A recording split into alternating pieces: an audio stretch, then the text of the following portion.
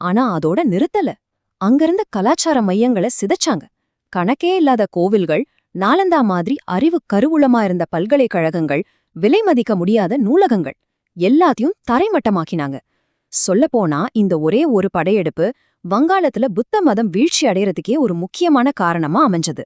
ஒரு பக்கம் இங்க கிழக்கே டெல்லி சுல்தானகம் இப்படி அழிவு வேலையில ஈடுபட்டுட்டு இருந்தப்போ மேற்கிலிருந்து யாருமே எதிர்பார்க்காத ஒரு விஷயம் நடந்துச்சு. அது ஒரு புது மாற்றத்தை கொண்டு வந்துச்சு. அந்த மாற்றத்துக்கு பேருதான் மங்கோலிய புயல். இந்த ரெண்டு பக்கத்தையும் பாருங்களேன். அந்த காலத்தோட முரண்பாட்டை இது ரொம்ப அழகா காட்டுது.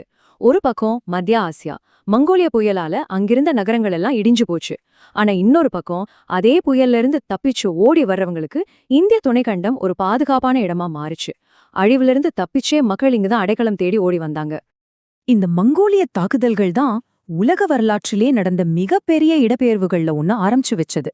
லட்சக்கணக்கான மக்கள் அவங்க உயிரை மட்டும் காப்பாத்திக்க ஓடி வரல, அவங்களோட அறிவையும் கலையையும் கலாச்சாரத்தையும் காப்பாத்திக்கிறதுக்காக இந்தியாவை நோக்கி ஒரு பெரிய பயணத்தை ஆரம்பிச்சாங்க.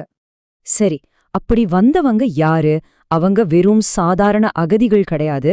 போர் வீரர்கள், பெரிய பெரிய அறிஞர்கள், சூஃபி ஞானிகள், வியாபாரிகள், கலைஞர்கள், கைவினைஞர்கள்னு ஒவ்வொரு துறையிலையும் சிறந்து விளங்குன திறமசாலிங்க இந்தியாக்குள்ள வந்தாங்க.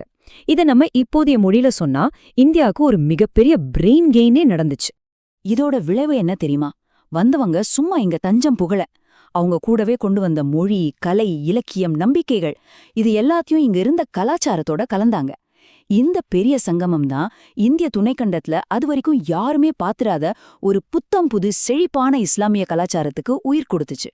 சரி, இப்ப நாம இந்த ரெண்டு கதைகளையும் ஒன்னா இணைச்சு பார்க்கலாம். ஒரு பக்கம் சுல்தானாகத்தோட அழிவு, இன்னொரு பக்கம் மங்கோலியர்களால உருவான ஒரு ஆக்கம். இந்த ரெண்டு எதிரெதிர் சக்திகளும் சேர்ந்து இந்திய துணைக்கண்டத்தோட முகத்தையே எப்படி மாத்தி அமைச்சது? இது கொஞ்சம் பாருங்க.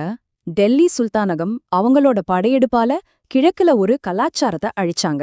ஆனா எங்கேயோ நடந்த மங்கோலிய படையெடுப்பு அதே டெல்லி சுல்தானகத்தை ஒரு புகலிடமா மாத்தி இங்க ஒரு புது கலாச்சாரத்தை உருவாக்கிடுச்சு.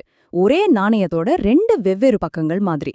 இதுதான் நாம ஆரம்பத்திலிருந்து பேசிட்டு இருக்கிற அந்த வரலாற்று முரண்பாடு. உண்மையில இந்த ஒரு வரிதான் இந்த முழு மாற்றத்தோட ஆணிவேறு. புலம்பெயர்ந்தவங்களால ஒரு புது இஸ்லாமிய பண்பாடு இங்க உருவானது. இதேதோ ஒரு ஆட்சி மாற்றம் மட்டும் இல்ல, இது ஒரு புது சமூகத்தோட பிறப்பு. கடைசியா இந்த டெல்லி சுல்தானகத்தோட கதை நம்ம முன்னாடி ஒரு பெரிய கேள்விய வைக்குது. வரலாற்று திரும்பி பார்த்தா புதுசான படைப்புகளும் புது கலாச்சாரங்களும் எப்போதுமே பழைய ஒண்ணு அழிஞ்சதுலேருந்து தான் உருவாகுதா? இத பத்தி நீங்க என்ன நினைக்கிறீங்க? யோசிச்சு பாருங்க.